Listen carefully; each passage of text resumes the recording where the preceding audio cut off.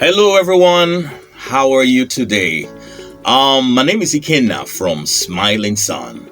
We do everything solar installation, everything inverter installation, everything going green. Can't say we're one of the biggest fans of fossil fuel. So today we're trying to find out the major differences between these two devices. So these are the two major types of charge controllers. And this right here is a PWM. A PWM is an acronym that stands for pulse width modulation. It's actually an older technology in solar charge control process. And this big guy here is an MPPT. It's a newer and more advanced technology in solar charge control, and it stands for maximum power point tracking. All right, so let's find out what the two major differences are. But first, what is a charge controller? What's the function of a charge controller? A charge controller is essentially that device that sits in between your PV array, that's your solar panels, and your battery storage. Its function is to regulate the energy that comes in from the solar panels, not to overcharge and damage your batteries. So you need this. This is very essential in your solar system configurations. So that's the function, but it does a whole lot more than that, but we'll get to that just in a minute. All right. Firstly, before you make your consideration, if you're an installer or a homeowner, before you make your decision about getting any of these devices, you need to consider your budget, how much money you have. You need to consider the environment, that's the weather or the climate, where you're connecting your panels and eventually connecting it to this guy. You need to look at your battery storage, how big it is. You need to look at your solar panels, how big it is as well, before going for any of this. Then lastly, you also need to look at the lifespan of this product. One is definitely going to last more than the other because one has more components and one has less components that are more likely to break down. So these are the considerations you need to have before going for any of these charge controllers. So let's get to it. Pulse width modulation PWM controllers and maximum power point tracking controllers. PWM charge controllers are an older technology. They are cheaper but less efficient than an MPPT. So these charge controllers both are widely used and they perform similar functions of preserving the life of your batteries.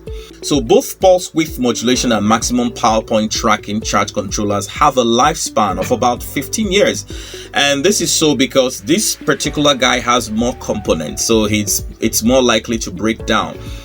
And a PWM doesn't have as much components, so it's more likely to last more, but both of them are estimated to give you 15 years lifespan. The pulse width modulation controller was the original charge controller used and are simpler and less expensive than the MPPT controllers. All right, so the PWM controllers regulate the flow of energy to the battery by reducing the current gradually, called pulse width modulation.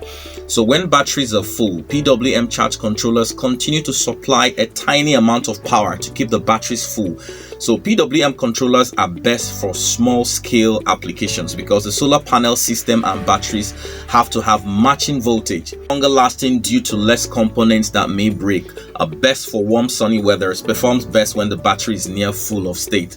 So in that situation where you have very cloudy weather, you know, one of those days probably when it rains or when it's about to rain and everywhere is also cloudy and all that. On that particular day, this guy will probably be sleeping, to be snoozing actually. All right, on that day, it's not going to make an extra effort to track and get you the energy that you need. But an MPPT is still going to be tracking and getting you energy, finding it wherever it is possible and getting it through the panels to charge your battery. The disadvantage here is that it's less efficient than an MPPT controllers because solar panels and batteries have to have matching voltages with these controllers, so they're not ideal for larger complex systems. No. All right, let's look at the disadvantages a PWM has over an MPPT charge controller. A PWM is less efficient than an MPPT controller because solar panels and batteries have to have matching voltages, and with these controllers they are not ideal for your large installations and very complex systems. All right, so let's look at this guy. An MPPT, maximum power point tracking controllers, is very, very efficient at using the full power of your solar panels to charge your batteries. They limit their output to ensure batteries don't get overcharged.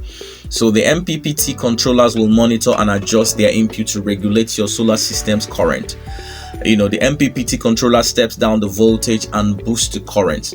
So the overall output will increase as a result, and you can expect efficiency ratings of like 90% or higher. Let's look at the advantages an MPPT has over a PWM. All right, so an MPPT is highly efficient, best for larger systems where the additional energy production is valuable, ideal for situations where the solar array voltage is higher than the battery voltage, best in colder, cloudier environments, performs best when the battery is in a low state of charge, so it charges way fast. And it's also worthy to note that these two charge controllers also perform the 3 cycles of charging, which is bulk charging, absorption charging, and of course finally the floating charging. So what is the disadvantage of an MPPT over a PWM? So an MPPT is actually more expensive, so it's going to cost you a lot of money to get it, but it's worth it. In situations when you have overcapacity installations, it can potentially damage this guy because it does not have the facility to mask out the energy that it does not need. But if you have an overcapacity installation, this guy would handle it nicely. So let's take, for instance, this guy here is 80 amps, 150 volts. So cumulatively, the wattage should be around 5,000 watts. So if your installation is more than 5,000 watts, let's say you have 6,000 watts or you have 7,000 watts coming in, it's not going to destroy this device. This device has the potential or ability to mask out what it doesn't need and continue to give you what it needs. So if you have above 80 amps, it will just give you 80 amps. So the rest of the panels and the energy generated is going to be a waste. Thank you guys for joining us. We appreciate you stopping by, and we will look forward to seeing you again in our next videos. Always remember, Smiling Sun, we do everything solar installation, everything inverter installation, everything going green. You can check us out on our website at www.smilingsun.com. See you soon. Bye.